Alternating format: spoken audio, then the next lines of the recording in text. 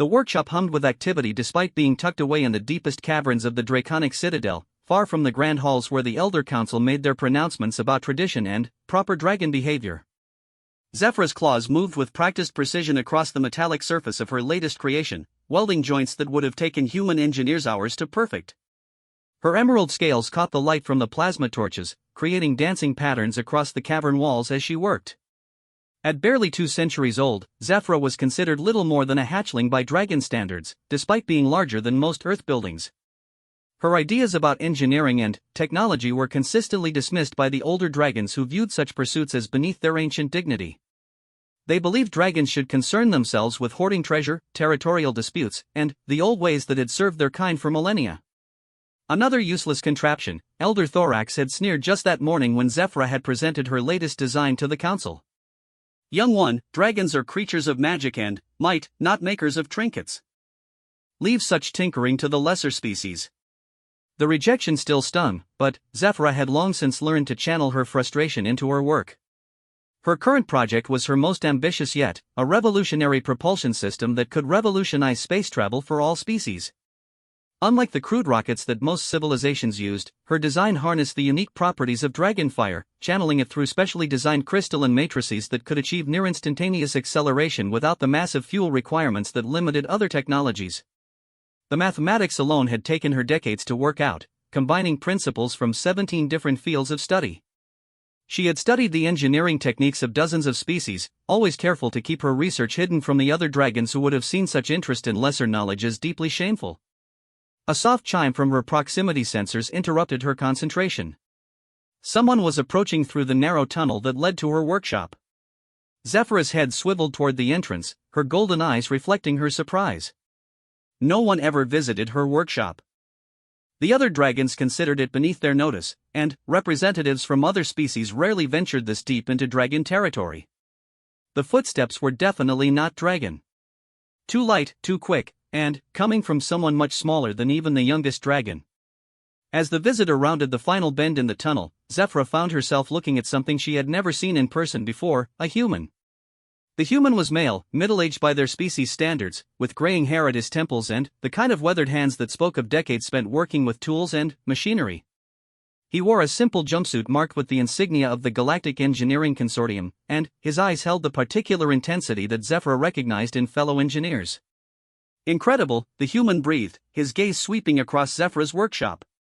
His eyes widened as he took in the sophisticated equipment, the complex schematics covering every available wall surface, and the half-finished propulsion system that dominated the center of the space.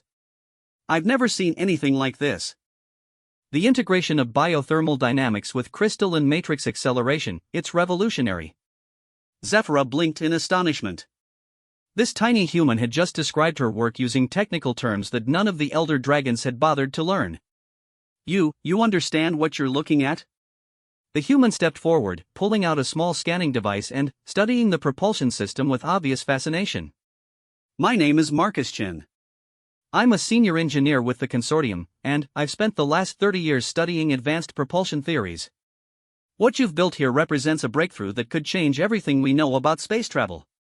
"But it's not finished," Zephyra said quickly, suddenly self-conscious about the human examining her work so closely. "The thermal regulation system still needs refinement, and I haven't solved the problem of crystalline resonance at maximum output levels." Marcus looked up at her with surprise. "You've identified the exact issues I would have flagged. Most engineers would never even recognize those problems, let alone know how to articulate them." He paused, studying her massive form with something that looked remarkably like respect. "How long have you been working on this?" 47 years, Zephyra admitted quietly. "Since I first learned about the theoretical foundations of transatmospheric propulsion. But no one listens to my ideas. The council says that dragons shouldn't waste time with such things." "The council is wrong," Marcus said flatly. "What you've accomplished here represents more innovation than I've seen from entire departments of the consortium. The fact that you've done it alone, without support or recognition." He shook his head in amazement. "You're not just talented, Zephyra. You're brilliant." The words hit Zephyra like a physical blow.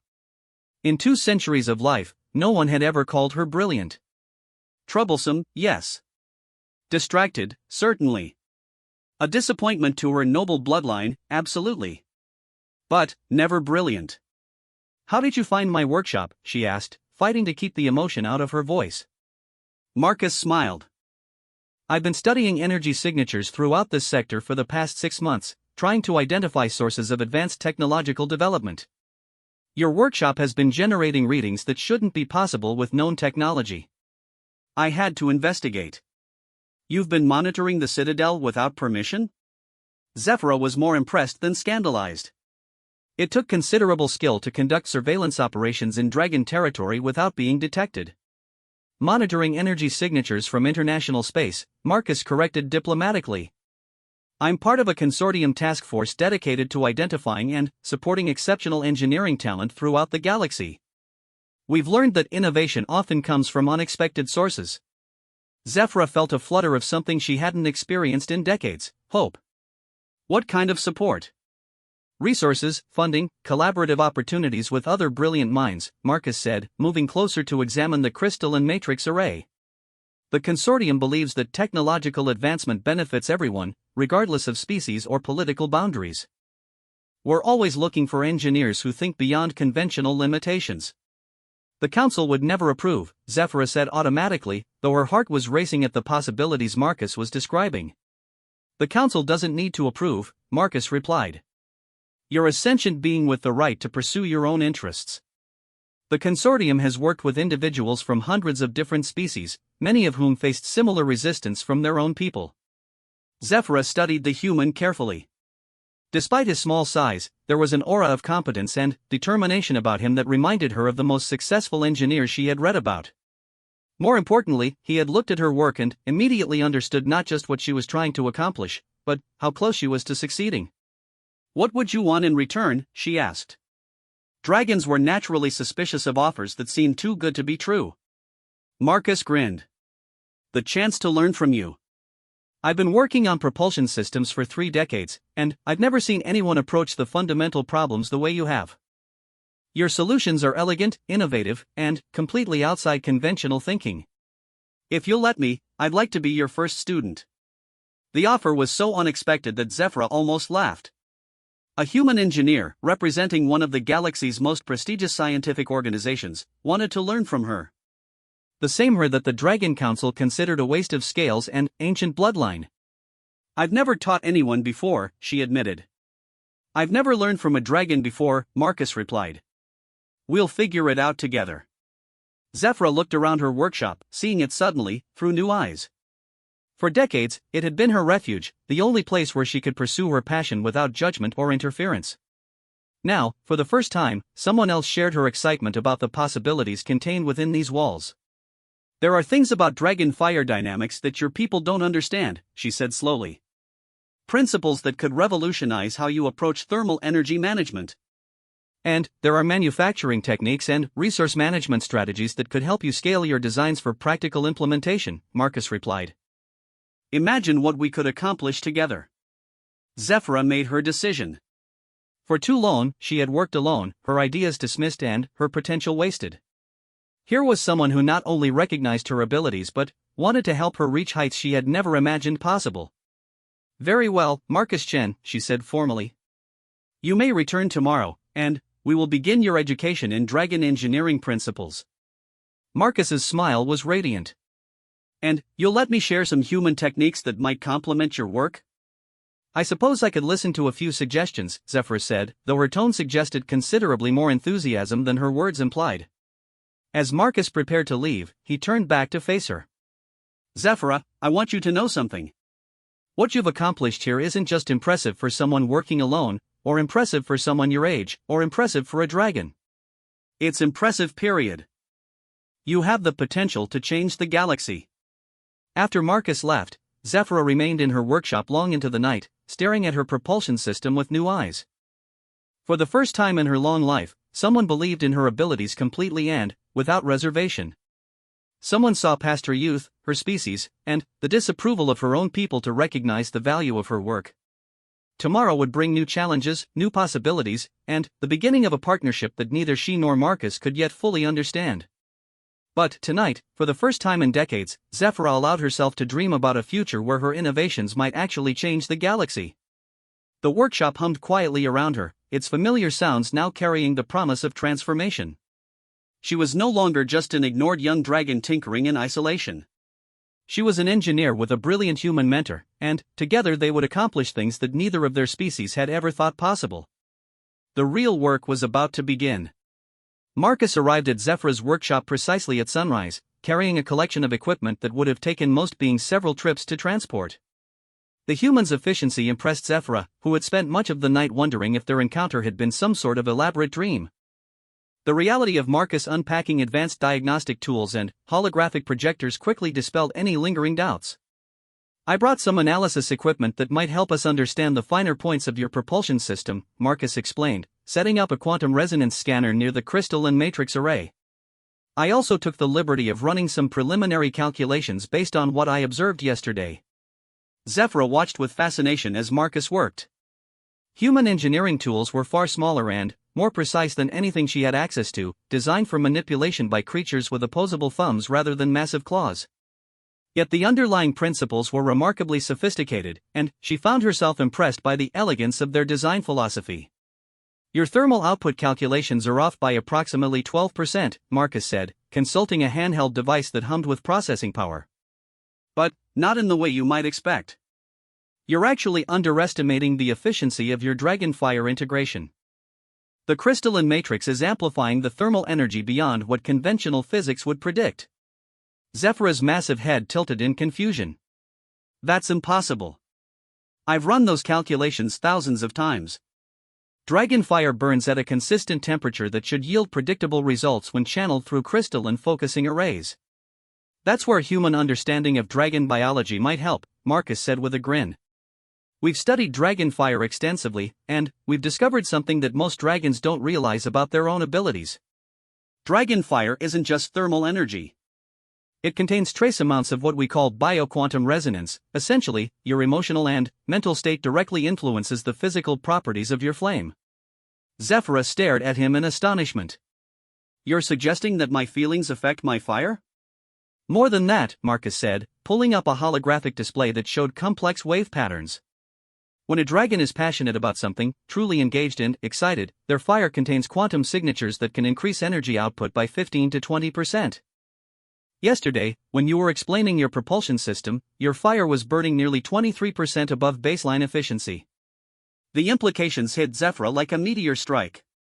"That means every calculation I've done has been based on incomplete data.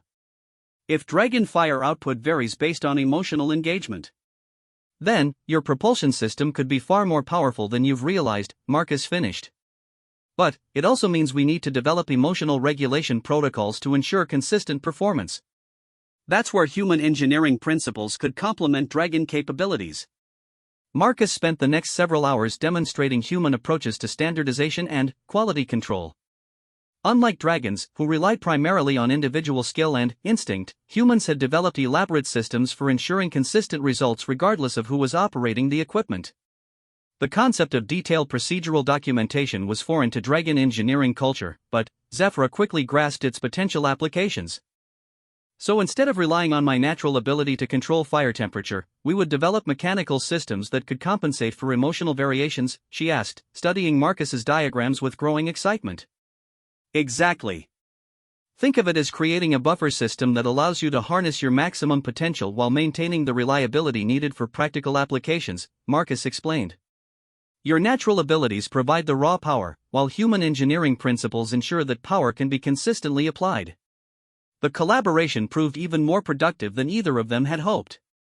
Zefra's innovative approach to fundamental problems combined with Marcus's systematic methodology created solutions that neither could have developed alone. By midday, they had identified 17 significant improvements to the propulsion system, including a breakthrough in crystalline resonance management that had been eluding Zefra for decades. "The key is treating the crystalline matrix as a living system rather than a static component," Zefra realized, watching Marcus's scanning equipment reveal previously invisible energy flows within her creation. Human bioengineering principles could revolutionize how we think about crystal-based technology. And dragon fire control could solve energy crisis problems that have been plaguing human civilization for centuries, Marcus added. Imagine if we could teach other species to replicate even a fraction of what you can do naturally. Their enthusiasm was interrupted by the sound of heavy footsteps approaching through the tunnel. Zephyrah's expression immediately shifted to one of concern. That's Elder Karath. He must have sensed the unusual energy signatures from our experiments. Marcus quickly began packing his equipment. Should I hide? No, Zephyrah said with sudden determination. I'm tired of hiding what I'm doing. If Elder Karath wants to examine my work, then he'll have to accept that I'm collaborating with humans. Elder Karath's massive form filled the tunnel entrance as he entered the workshop. Ancient even by dragon standards, his dark scales bore the scars of countless battles, and his eyes held the cold authority that came from millennia of absolute power within dragon society. He surveyed the scene before him with obvious disapproval.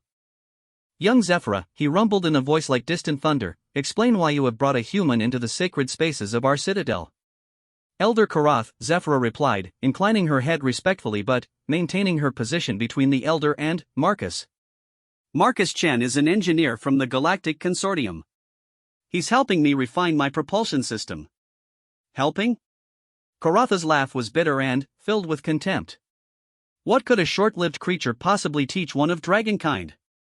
Their entire civilization is younger than my morning meditation. Marcus stepped forward, his small form dwarfed by the two massive dragons but his voice steady and confident. With respect, Elder Karath, age doesn't always correlate with innovation. Zephyrah has developed breakthrough technologies that could benefit all galactic civilizations. My role is simply to help her refine and implement those innovations. Karatha's attention focused on Marcus with predatory intensity. You dare speak to me of innovation, human? Your people have barely learned to leave their birth planet, while we have soared through the cosmos for eons beyond count. That's precisely why this collaboration is so valuable, Marcus replied calmly. Dragon knowledge of energy manipulation combined with human systematic engineering could achieve things that neither species could accomplish alone. Zephyrah's propulsion system represents exactly that kind of breakthrough. Show me this supposed breakthrough, Karath commanded, his tone making it clear that he expected to be disappointed. Zephyrah activated her propulsion system, channeling her fire through the crystalline matrix while Marcus monitored the energy output with his scanning equipment. The display that resulted was breathtaking, streams of controlled energy that danced through the air with precision that defied conventional physics, generating thrust levels that should have been impossible with such a compact design. For several long moments, Elder Karath said nothing, his ancient eyes tracking the energy patterns with obvious expertise. When the demonstration concluded, his expression had shifted from dismissive contempt to grudging interest. The efficiency levels are impressive, he admitted reluctantly. But this is merely an extension of traditional dragonfire techniques. Nothing that requires human involvement. Actually, Marcus interjected, consulting his scanner readings, the emotional regulation protocols I helped implement increased efficiency by 19% over Zephyrah's previous best performance. The systematic approach to crystalline matrix alignment improved power consistency by 37%. This isn't just dragon engineering or human engineering. It's something entirely new. Karatha's eyes narrowed dangerously. You suggest that human methods could improve upon dragon techniques perfected over millennia? I suggest that different approaches to the same problems can complement each other, Marcus replied diplomatically. Zephyrah's innovations provide the foundation, while human systematic methodology helps optimize performance. The results speak for themselves. The results, Karath said slowly, could be achieved through proper dragon training, without the need for contamination from lesser species. Zephyrah felt anger flare within her chest, and she saw Marcus's scanner register the corresponding spike in her fire's energy output. Elder Karath, with respect, the Council has ignored my work for decades. Marcus recognized its value immediately and helped me make more progress in one day than I had in years of working alone. Because you have been working incorrectly, Karath snapped. If you had sought proper guidance from your elders instead of wasting time with alien contraptions, your natural dragon abilities would have sufficed. My natural dragon abilities are what created the foundation for this system, Zephyrah replied, her voice gaining strength. But Marcus helped me understand aspects of those abilities that I never knew existed. He taught me that dragonfire contains quantum resonance properties that affect crystalline matrix performance. Did you know that, Elder Karath? Did any of the Council know that our emotions directly influence our fire's energy output? Karatha's silence was telling. Despite millennia of experience, the dragons had never systematically studied their own abilities the way human scientists had. Their approach to knowledge was intuitive and traditional, passed down through generations without the kind of analytical investigation that Marcus represented. Human knowledge of dragon biology is more detailed than our own self-understanding in many areas, Zephyra continued. They've identified 17 distinct quantum signatures in dragonfire, mapped the neurological pathways that control our flame temperature, and developed predictive models for our energy output under various emotional states. Working with Marcus doesn't diminish my dragon nature. It helps me understand what it truly means to be a dragon. Marcus added quietly, the consortium has studied dozens of dragon volunteers over the past century. We've learned that dragon capabilities are far more sophisticated than most dragons realize.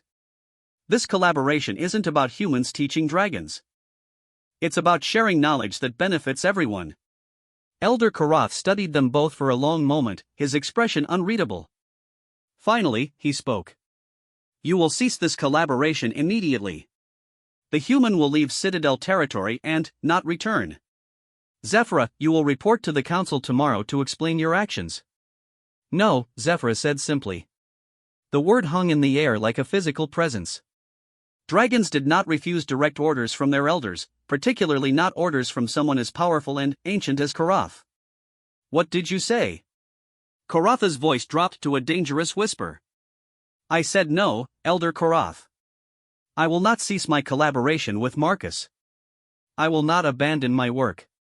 And I will not apologize for pursuing knowledge and innovation, even if the council disapproves. Karatha's form began to swell with rage, his scales darkening and energy crackling around his claws. You forget your place, young one. You forget who rules the Citadel. I forget nothing, Zephyra replied, moving to stand protectively over Marcus. But I refuse to let tradition and prejudice prevent me from reaching my full potential. My work could benefit everyone, dragons and humans alike. If the council cannot see that value, then perhaps the council is the problem. The confrontation that followed was brief but decisive. Karath attempted to assert his authority through raw intimidation, but Zephyra held her ground with a determination that surprised them all. Marcus provided quiet support through his presence and his unwavering belief in the value of their collaboration. In the end, Karath departed with threats and warnings, but he did not physically prevent their continued work. The power dynamics within dragon society were complex, and even elders could not simply destroy other dragons without cause, especially not ones from ancient bloodlines like Zephyra's. That could have gone worse, Marcus said once they were alone again. It's not over, Zephyra warned. Karath will go to the full council. They'll find ways to pressure me to abandon this project. Then, we'd better make sure our work is too important to ignore, Marcus replied with a grin.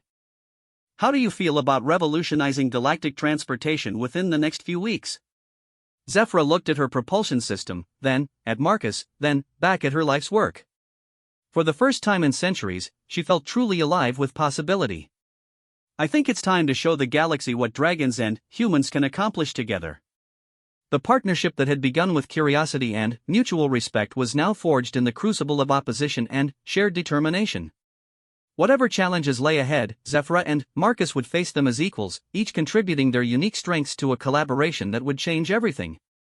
The formal summons arrived at dawn, delivered by 3 junior dragons whose nervous demeanor made it clear they would rather be anywhere else in the galaxy. The ornate scroll demanded Zephyra's immediate appearance before the full Dragon Council to answer charges of conducting unauthorized alien collaboration and compromising ancient dragon secrets. The penalties for such offenses ranged from exile to complete severance from dragon society. Zephyra read the charges while Marcus continued calibrating their latest modifications to the propulsion system. Their work over the past week had yielded remarkable results. They had achieved a 43% increase in energy efficiency and solved the crystalline resonance problem that had plagued the design for decades. More importantly, they had documented every aspect of their collaboration, creating a comprehensive record of how dragon and human engineering principles could complement each other. They're calling it a formal inquiry, Zephyra said, showing Marcus the scroll. But everyone knows it's really a trial. The council has already decided I'm guilty of something. Marcus looked up from his calibration work, his expression thoughtful. What are the actual charges? Specifically? unauthorized collaboration with alien species, sharing proprietary dragon knowledge, and conducting unregulated technological experiments within Citadel territory, Zephyra recited. Each charge carries severe penalties. Interesting, Marcus mused. They're not actually charging you with being wrong or incompetent. They're essentially admitting that your work is valuable enough to be worth protecting. Zephyra had not considered that angle. You think they're afraid of what we're accomplishing? I think they're afraid of what it represents, Marcus replied. Change. Challenge to traditional authority. The possibility that their way of doing things isn't the only way, or even the best way. The truth of that statement became apparent when Zephyra arrived at the council chamber later that morning. The massive circular space was filled with 37 elder dragons, representing every major clan and philosophical tradition within dragon society. Their combined age totaled more than 50,000 years, and their accumulated power could have leveled entire star systems. At the center of the formation sat Grand Elder Nexus, ancient beyond measure and widely regarded as the wisest dragon alive.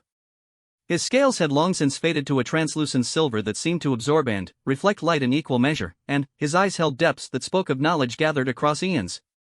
Young Zephyra, Nexus began, his voice carrying the weight of absolute authority, you stand accused of serious violations of dragon law and tradition. How do you answer these charges? I answer that I have committed no crime, Zephyra replied, keeping her voice steady despite the intimidating presence of so many powerful beings. I have pursued knowledge and innovation in the service of scientific advancement. If that violates tradition, then, perhaps tradition requires examination. A rumble of displeasure swept through the chamber. Several elders shifted restlessly, their massive forms creating subtle earthquakes in the chamber floor. Elder Korath rose from his position in the formation. The accused has shown complete disregard for dragon superiority and ancient wisdom. She has shared our sacred fire techniques with an alien species and contaminated her natural abilities with foreign influences. What sacred fire techniques? Zephyra challenged. My collaboration with Marcus has revealed that humans understand dragon fire better than we do ourselves. They've mapped quantum resonance patterns in our flames that we never knew existed. They've developed predictive models for our energy output that could revolutionize how we think about our own abilities. Alien propaganda, snarled Elder Vorthak from the Eastern Formation. Human science seeks to reduce our magnificent abilities to mere data points and mathematical formulas. Such mechanical thinking is antithetical to the true nature of dragonkind. Then, explain this, Zephyra said, producing a holographic projector that Marcus had given her. The device activated, filling the chamber with a detailed three-dimensional model of her propulsion system in operation. Energy flows danced through the air, showing precisely how dragon fire interacted with crystalline matrices to produce unprecedented thrust capabilities. The display was breathtaking in its complexity and beauty. Even the hostile elders could not entirely suppress their fascination with the elegant engineering principles on display. The mathematics underlying the system were clearly visible, showing exactly how traditional dragon abilities had been enhanced and optimized through systematic human analysis. This is what collaboration produces, Zephyra continued. Not the diminishment of dragon abilities, but their enhancement. My propulsion system achieves energy efficiency levels that no pure dragon design has ever reached. It does so by combining our natural fire control with human understanding of quantum mechanics and materials science. Grand Elder Nexus studied the holographic display with obvious interest. The technical achievements are impressive, he admitted. But, the principal concerns remain. By sharing our abilities with humans, you risk exposing dragon secrets that have been protected for millennia. What secrets? Zephyra demanded. The humans already know more about dragon biology than most dragons do. They've been studying us for over a century, always with volunteer participants and always with the goal of mutual understanding. The only thing I've shared is my own innovations, which were created through collaboration rather than traditional dragon methods. Elder Karatha's eyes blazed with anger. You speak of humans as equals, as if their short-lived civilization could possibly match our ancient wisdom. In some areas, they surpass us, Zephyra replied boldly. Human systematic methodology has allowed them to accumulate knowledge at rates we cannot match. Their collaborative approach to problem-solving produces innovations that individual dragons working alone could never achieve. Their technology enables precision and consistency that pure instinct cannot provide. The admission sent shockwaves through the chamber. Dragons prided themselves on their superiority over other species, and the suggestion that humans might excel in any meaningful area challenged fundamental assumptions about the natural order. Perhaps, said a new voice from the back of the chamber, we should examine the actual results rather than debating philosophical principles. The speaker was Elder Luminara, one of the few dragons who had ever shown interest in technological innovation. Her expertise in crystalline engineering made her opinion particularly relevant to Zephyr's situation. Grand Elder Nexus, Luminara continued, I request permission to conduct a formal technical evaluation of the accused propulsion system. If her collaboration with humans has truly produced superior results, that information should influence our judgment. Nexus considered the request while the chamber buzzed with whispered conversations. Technical evaluations were rare in council proceedings, which typically focused on tradition and precedent rather than empirical evidence. Permission granted, Nexus finally declared. Elder Luminara will conduct a comprehensive analysis of the propulsion system. The council will reconvene in 3 days to review her findings. The recess was both a victory and a new source of anxiety for Zephyra. Technical evaluation meant her work would be judged on its merits rather than dismissed out of hand, but it also meant that everything she and Marcus had accomplished would be scrutinized by one of Dragon Society's greatest experts. Luminara's evaluation proved to be extraordinarily thorough. She spent 2 full days in Zephyra's workshop, examining every aspect of the propulsion system and interviewing both Zephyra and Marcus about their collaboration methods. Her questions revealed a depth of understanding that impressed even Marcus, who had rarely encountered such sophisticated technical knowledge among dragons. The quantum resonance integration is particularly elegant, Luminara noted during her examination of the crystalline matrix array. I've been working on similar problems for over 8 centuries, and I've never seen anyone achieve this level of harmonic stability. The key was understanding how dragon emotional states affect fire properties, Zephyra explained. Marcus taught me that our flames contain quantum signatures that vary based on our mental and emotional engagement. Once we developed systems to monitor and regulate those variations, we could optimize the entire propulsion cycle. Luminara studied Marcus with new respect. You've identified quantum patterns that we never recognized in ourselves? The consortium has been studying dragonfire for decades, Marcus replied. We've always believed that understanding leads to appreciation rather than exploitation. The more we learn about dragon abilities, the more remarkable they become. And, your people are willing to share this knowledge freely? Knowledge belongs to everyone, Marcus said simply. Scientific advancement benefits all species. The consortium's mission is to promote understanding and collaboration across galactic civilization. When the council reconvened, Luminara's report changed the entire tone of the proceedings. Instead of debating violations of tradition, the elders found themselves confronting hard evidence of unprecedented innovation. The propulsion system represents a genuine breakthrough in transatmospheric transportation technology, Luminara announced. Energy efficiency exceeds anything in our historical records by more than 40%. The manufacturing precision required for the crystalline matrices demonstrates mastery of techniques that we have never developed. Most significantly, the integration of human systematic methodology with dragon natural abilities has produced results that neither species could achieve alone. Grand Elder Nexus absorbed this information with visible surprise. You are saying that the human collaboration actually enhanced dragon capabilities? I am saying that collaboration enhanced both species' capabilities, Luminara replied. The human Marcus Chen has learned dragon fire control techniques that will revolutionize human energy management. Young Zephyra has mastered human engineering principles that have elevated her natural abilities to levels we have never seen. Their partnership demonstrates the potential for mutual advancement through respectful cooperation. The chamber erupted in heated debate. Some elders remained convinced that any collaboration with humans represented dangerous contamination of dragon purity. Others, influenced by Luminara's technical expertise, began to consider the possibility that isolation might actually be limiting dragon potential. Elder Karath made one final attempt to sway opinion. Even if this collaboration produces technical benefits, it establishes dangerous precedents. If we accept human equality in any field, where does such thinking end? Will we next accept human leadership? Human judgment? Human values? We accept human knowledge where it proves superior to our own, Grand Elder Nexus said quietly, his ancient voice cutting through the debate like a blade. Wisdom means recognizing truth regardless of its source. Young Zefra and her human partner have demonstrated truths that we ignored for centuries.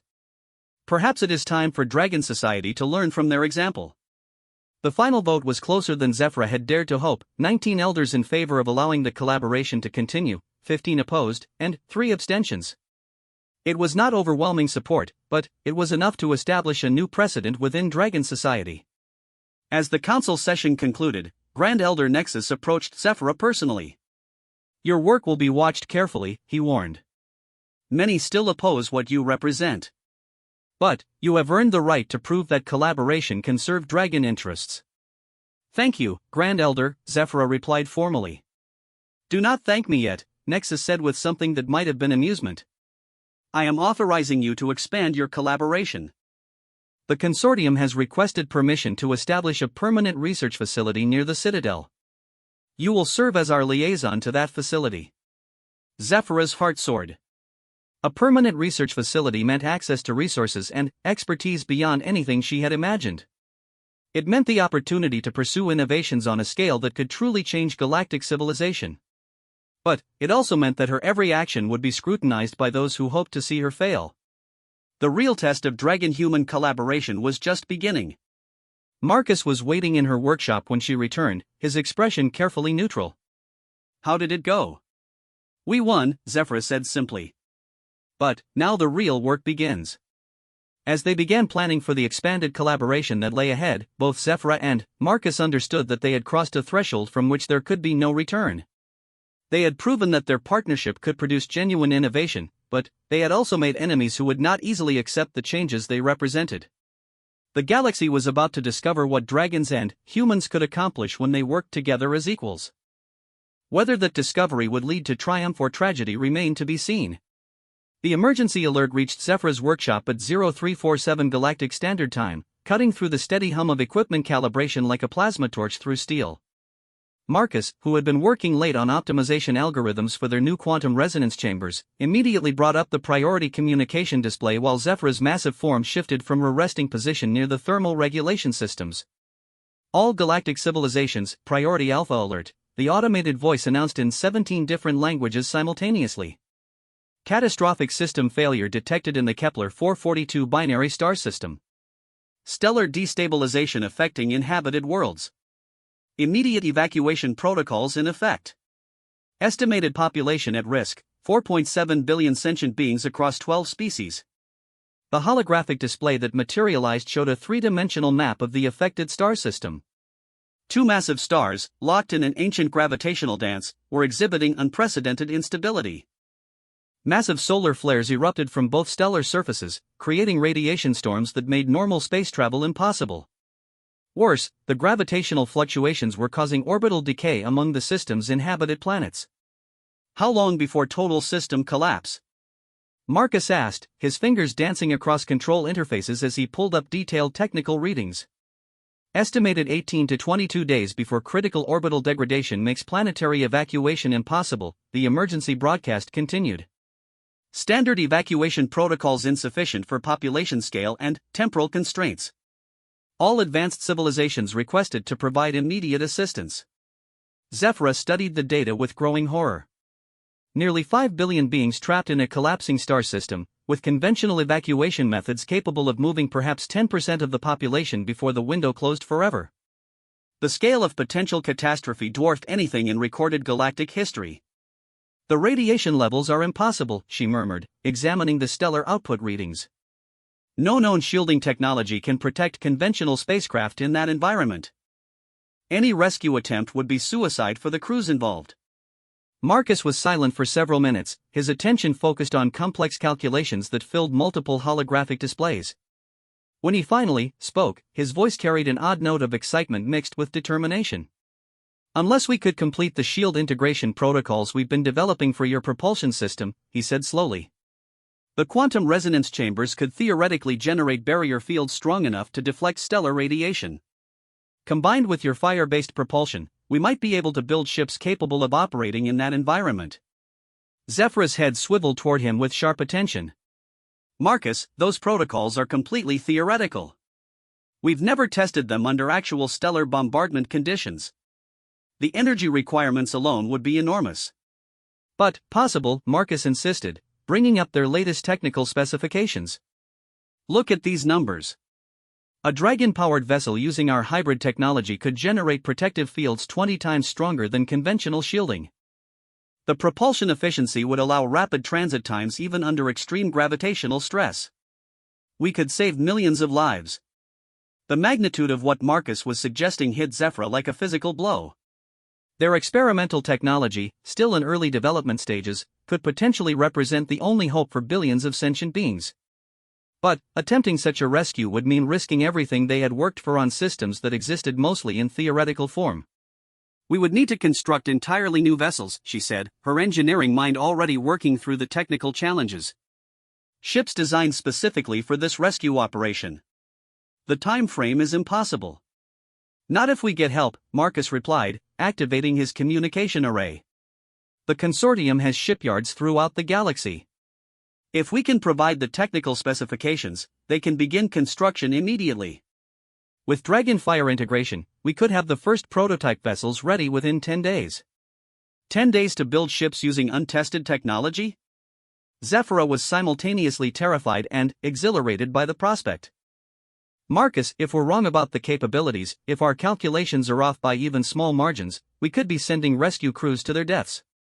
If we do nothing, 5 billion beings die for certain, Marcus countered. At least this way, we're giving them a chance.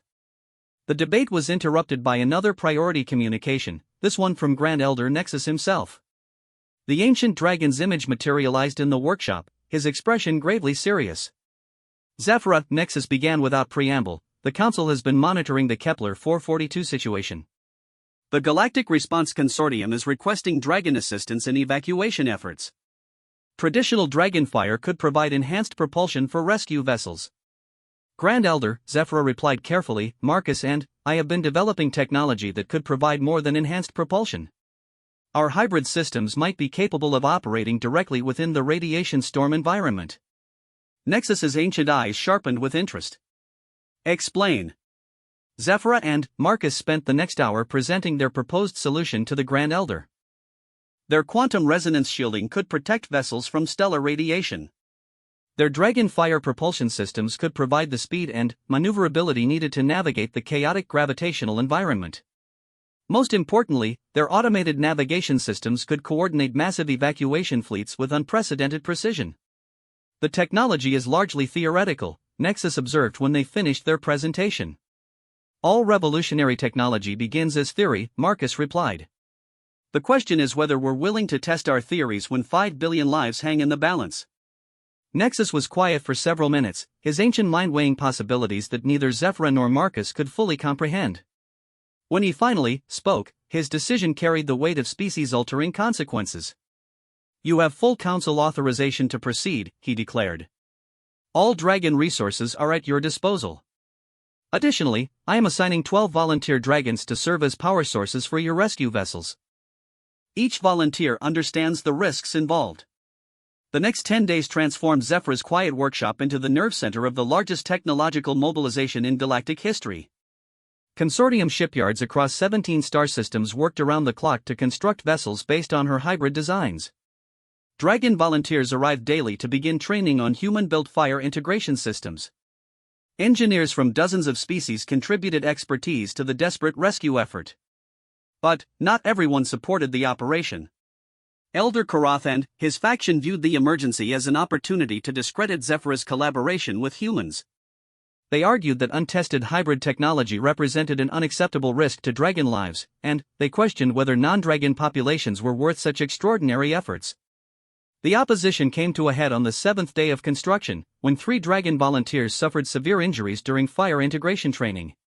The human-built systems had failed to properly regulate dragon flame output, resulting in dangerous energy feedback that left the volunteers temporarily unable to control their fire. This disaster was predictable, Karath declared at an emergency council session. Human technology cannot safely interface with dragon abilities. We are risking our own people to save aliens who would never make similar sacrifices for us.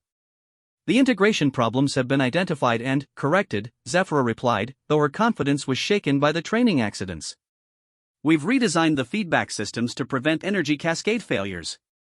The volunteers are willing to continue training once they recover. Willing to continue risking their lives on your unproven theories, Koroth countered. How many dragons must be injured before you admit that collaboration with humans has limits? The debate raged for hours, with the council split between those who supported the rescue effort and those who viewed it as dangerous overreach. Meanwhile, time continued to tick away toward the deadline for evacuation operations. Grand Elder Nexus finally ended the discussion with a pronouncement that surprised everyone: the rescue operation will proceed as planned. However, I myself will serve as the primary power source for the lead vessel. The announcement stunned the chamber into silence. Nexus had not engaged in active operations for over 2 millennia, preferring to guide Dragon Society through wisdom rather than direct action. His decision to personally participate in the rescue mission transformed the entire debate. Grand Elder, Koroth protested, such risk to your person is unnecessary. Other dragons can serve as power sources. Other dragons can serve, Nexus agreed. But, leadership requires more than giving orders from a safe distance. If I am asking our people to trust their lives to this hybrid technology, then I must demonstrate my own faith in its capabilities. Zefra felt the enormous weight of responsibility settle on her shoulders. The most ancient and revered dragon in their civilization was willing to risk his life on her innovations. If the rescue mission failed, if Nexus died because of flaws in her technology, the consequences would extend far beyond the Kepler 442 system. The final 3 days of preparation passed in a blur of frantic activity. Last-minute modifications were made to the rescue vessels. Navigation systems were programmed with evacuation routes through the chaotic stellar environment. Volunteer crews from dozens of species trained on equipment they had never seen before.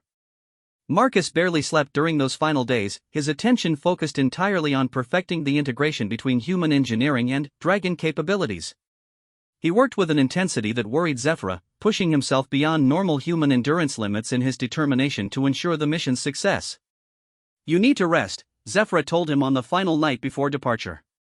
If you collapse from exhaustion, the entire operation could fail. If the operation fails because I didn't prepare adequately, 5 billion beings die, Marcus replied, not looking up from his calibration displays. I can rest after we bring everyone home safely. The rescue fleet launched exactly 18 days after the initial crisis alert, departing from staging areas throughout the galaxy in the largest coordinated operation in recorded history. 37 hybrid vessels, each powered by dragonfire and protected by quantum resonance shielding, began the journey toward the collapsing Kepler 442 system. Zefra piloted the lead vessel, with Grand Elder Nexus serving as her power source and Marcus coordinating the technical systems. As they entered the radiation storm environment that surrounded the dying stars, their untested technology would face its ultimate trial. The fate of billions hung in the balance, dependent on an ignored young dragon, a determined human engineer, and innovations born from their impossible partnership. Whether their collaboration would prove strong enough to triumph over stellar catastrophe remained to be seen.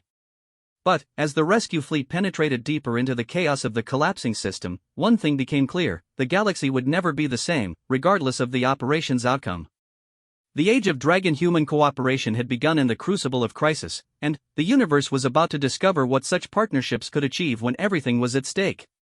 The rescue fleet emerged from hyperspace at the edge of the Kepler 442 system to face a vision of stellar apocalypse that defied imagination. Both stars writhed in gravitational agony, their surfaces erupting with solar flares that stretched millions of kilometers into space. The radiation levels were so intense that normal space became visible, glowing with deadly energy that would have instantly killed any unprotected living being. Radiation intensity is 47 times higher than our worst-case projections, Marcus reported from his position at the Technical Coordination Station. His voice remained steady, but Zefra could see the stress lines around his eyes as he processed readings that challenged every assumption they had made about stellar behavior. Grand Elder Nexus, his ancient form coiled around the massive fire integration chamber at the heart of their vessel, opened one silver eye to regard the sensor displays. Are our shielding systems adequate for these conditions? Zefra checked the quantum resonance chamber outputs, watching energy patterns dance through crystalline matrices that hummed with barely controlled power. The hybrid technology that had seemed so theoretical in her workshop now stood between 37 rescue crews and instant death. Shields are holding at 93% efficiency, she announced. The quantum resonance barriers are actually performing better than expected. The higher energy environment seems to enhance their protective capabilities. And our propulsion systems? Dragonfire integration is optimal, Zephyra replied, feeling the responsive flow of energy from Nexus's flames through her carefully designed control systems. We have full maneuverability and acceleration capacity. Marcus activated the fleet communication array, his image appearing on screens throughout all 37 rescue vessels. All ships report status. We're beginning our approach to the inhabited worlds. The responses came quickly, 37 ships with Dragon human crews, all reporting successful shield deployment and propulsion system integration. The volunteers from dozens of species who had trained frantically for this mission now faced the reality of operating in an environment that should have been instantly lethal. Fleet Formation Alpha, Zephyra commanded. Navigation systems are uploading evacuation route coordinates. Priority targets are the worlds with the most compromised orbital stability. The first world they reached was Kepler 442c, home to 1.2 billion crystalline beings whose silicon-based biology made them particularly vulnerable to radiation exposure. The planet's orbit had already begun to decay, its atmosphere glowing with aurora effects as stellar radiation interacted with its magnetosphere. Evacuation transports are standing by in the outer system, reported Captain Singh from the human vessel Determination. But they can't approach closer than 50 million kilometers without fatal radiation exposure. Then, we become the bridge, Zephyra replied. All ships, begin planetary approach. Prepare for high-volume transport operations. What followed was the most complex logistical operation in galactic history. The hybrid vessels, protected by quantum resonance shielding and powered by Dragonfire, could operate safely within the radiation storm that surrounded the dying worlds. They served as intermediaries, collecting evacuees from planetary surfaces and ferrying them to conventional transport ships waiting in safer zones. But the operation required more than just technical capability. It demanded coordination between species that had never worked together before, seamless integration of completely different technologies, and split-second decision-making under conditions that allowed no margin for error. Orbital mechanics are shifting faster than predicted, Marcus announced during the evacuation of the second world. Planet Kepler 442d will become uninhabitable 6 hours ahead of schedule. All ships, acceleration to maximum burn, Zephyra ordered. We're implementing emergency protocols for rapid population transfer. Grand Elder Nexus responded to her command by increasing his fire output beyond anything Zephyra had ever experienced. The ancient dragon's flames contained depths of power that her instruments couldn't fully measure, channeled through her hybrid systems with precision that spoke of millennia of experience. Sir, one of the Dragon volunteers radioed from Vessel 7, I'm detecting energy patterns in your fire that I've never seen before.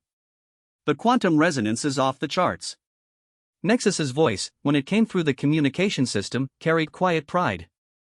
Young ones, you are witnessing what happens when ancient dragon abilities are properly understood and directed. This human technology doesn't diminish our fire. It reveals its true potential. The evacuation of Kepler 442d became a race against time and physics. As the planet's orbit degraded, massive tidal forces began tearing apart its surface. Cities that had stood for millennia crumbled into rubble as gravitational stress exceeded the structural limits of both architecture and geology.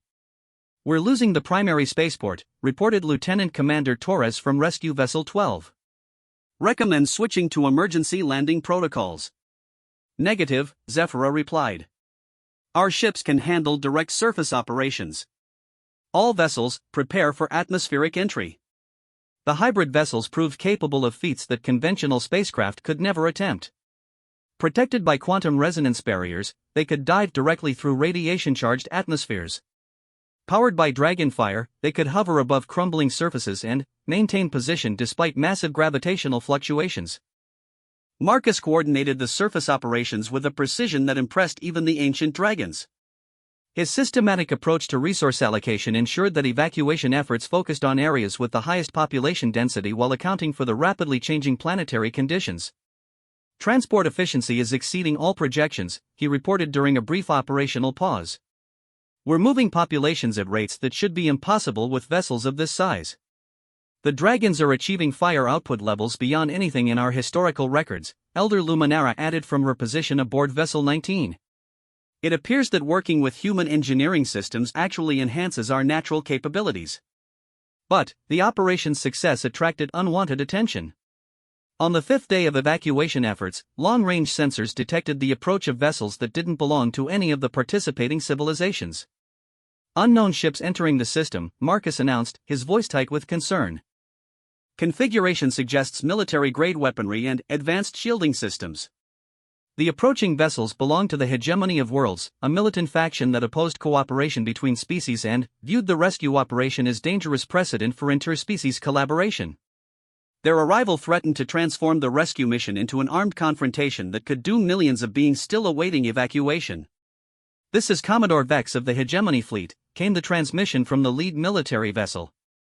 "You are conducting unauthorized operations in violation of galactic sovereignty protocols. Withdraw immediately or face military intervention." Grand Elder Nexus's response was immediate and decisive. "This is Grand Elder Nexus of the Dragon Council.